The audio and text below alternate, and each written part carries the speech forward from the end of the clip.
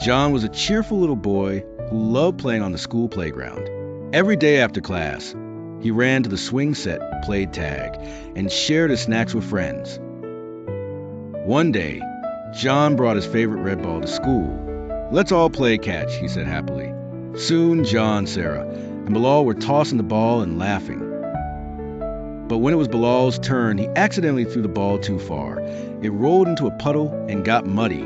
"Oh no, my ball," John shouted. He ran to get it, but frowned when he saw the dirt. "It's ruined," he sighed, wiping it with his sleeve. Bilal looked down sadly. "I didn't mean to. I'm really sorry, John." John paused.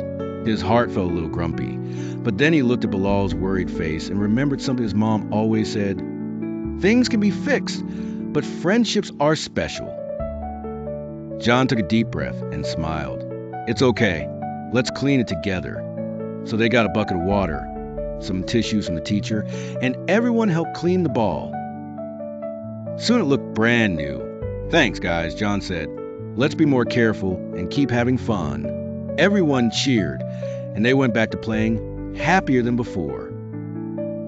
Moral of the story: forgiveness and teamwork make friendships stronger, even when little accidents happen.